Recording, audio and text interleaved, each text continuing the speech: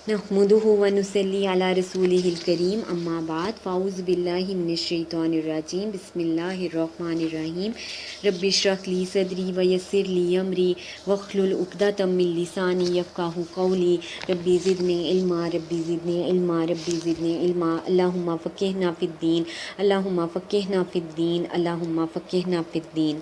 अस्सलामु अलैकुम व रहमतुल्लाहि व बरकातुहू। आज हम 7वां पारा हम शुरू करते हैं और इसकी आयत नंबर 1 है। इसमें हिसाबुहुम का लफ्ज़ इस्तेमाल हुआ है और इससे क्या मुराद है? इससे मुराद ये है कि लोगों के हिसाब का वक्त करीब आ गया।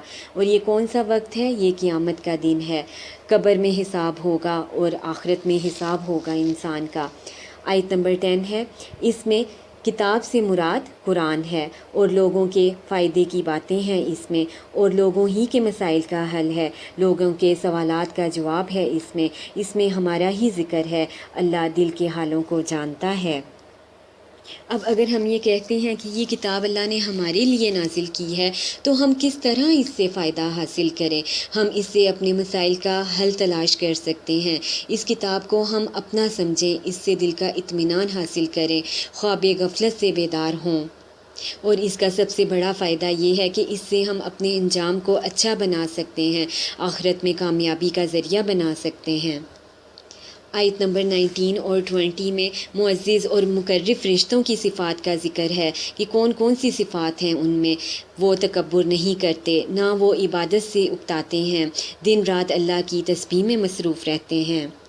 फ़रिश्तों की इन सिफ़ात को जानकर हमारे लिए सीखने की बात यह है कि देखें कि फ़रिश्ते अल्लाह से डरते हैं और इबादत में मशगूल हैं। हमें भी अल्लाह से डरते हुए इसके अहकामात पर अमल करना चाहिए। अल्लाह की अज़मत का एहसास करना ज़रूरी है। फ़रिश्तों की तरह अल्लाह के हर हुक्म को हमें मानना चाहिए।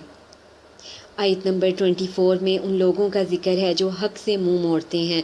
और वो लोग कौन हैं? अल्लाह के अलावा उन्होंने और माबूद बना लिए, इल्म नहीं रखते, हकीकत से नावाकिफ़ हैं, जहालत में रहे हैं, कुरान से दूरी और दीन से दूरी पर ऐसे लोग फ़ख्र करते हैं, और ऐसे लोग ही हकीकत में हक़ से मुंह मोड़ने वाले हैं। आयत नंबर 27 में फ़रिश्तों का ज़िक्र है कि फ़रिश्ते अल्लाह की बात को तवज्जो से सुनते हैं, उसका हर हुक्म मानते हैं और फ़ौरन अमल करते हैं। आयत नंबर 35 में है कि शर और खैर दोनों हालतों में आजमाइश है, हर हाल में शुक्र अदा करें, अल्लाह की अताअत गुज़ार रहें, सब्र और शुक्र का रवैया इख्तियार करें। आयत नंबर 50 में इस कुरान की फ़जीलत बयान हुई है कि ये कुरान मुबारक है, बरकतों से भरा हुआ है, जिसको पाकर खैर ही खैर मिलती है। ज़िक्र मुबारक से मुराद कुरान है।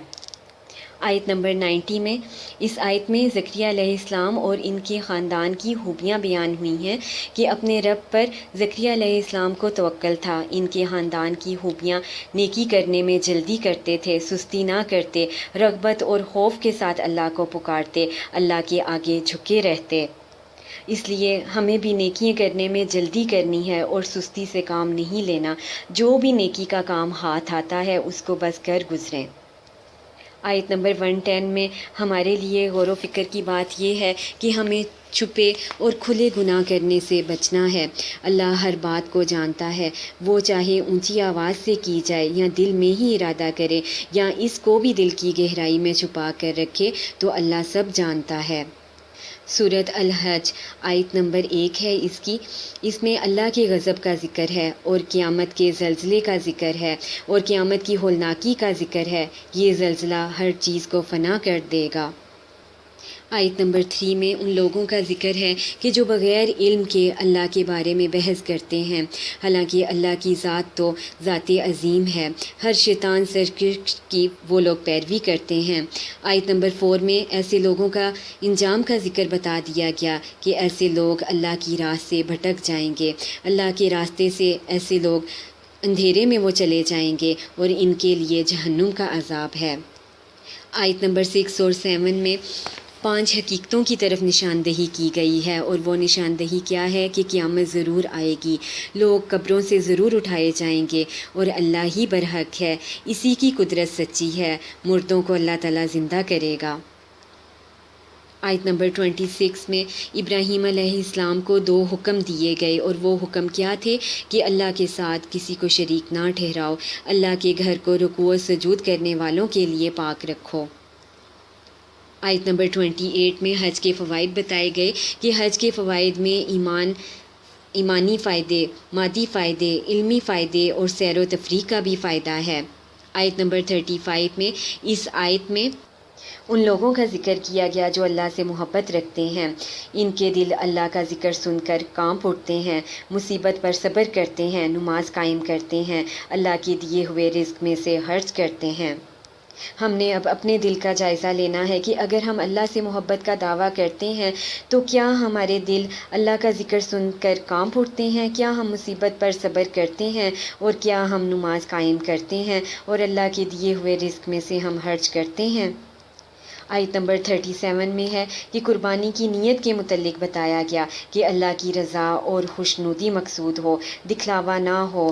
اللہ دل کا حال جانتا ہے۔ خلوص نیت سے قربانی کریں اور اللہ کی اطاعت شامل ہو اس میں۔ آیت نمبر 41 میں بتایا جا رہا ہے کہ اقتدار پانے والوں کو کیا کام کرنے چاہیے۔ اقتدار پانے والوں کو نماز قائم کرنی چاہیے، زکوٰۃ ادا کریں، نیکی کا حکم دیں اور برائی سے روکیں۔ اقتدار صرف ملک کا ہی اقتدار نہیں ہے، اقتدار ایک کنبے کا بھی اقتدار ہے، ایک گھر کا بھی اقتدار ہے، اور اللہ تعالیٰ نے مرد کو قوام بنا کے بھیجا، اس لیے ضروری ہے کہ وہ جہاں خود وہ نماز قائم کرے، اپنے گھر والوں کو بھی نماز کا پابند بنائے اور زکوٰۃ ادا، کیونکہ اللہ تعالیٰ نے اس کو اقتدار دیا ہے اور اللہ تعالیٰ نے احکامات بھی پھر اس کو دے دیے ہیں۔ آیت نمبر 54 میں حق کا ذکر ہے۔ جو حق کی تلاش میں سچا ہو اس کو حق کا راستہ مل ہی جاتا ہے۔ علم والے حق کو جان لیتے ہیں، ایمان لانے والے اور عاجزی اختیار کرنے والے حق کو قبول کرتے ہیں۔ آیت نمبر 77 میں بتایا جا رہا کہ اگر انسان فلاح پانا چاہتا ہے تو اس کو کون کون سے کام کرنے ہیں۔ اس کو رکوع و سجود کرنا چاہیے اور نماز کی پابندی کرنا چاہیے، خیر اور نیکی کے کام کرنے چاہیے، انسانوں، جانوروں، ہر ایک سے بھلائی کرنی چاہیے، وقت ضائع نہ کریں، اللہ کی عبادت میں مشغول رہیں تاکہ فلاح مل جائے، اور بہت زیادہ اپنے لیے ہدایت کی ہم نے دعا کرنی ہے۔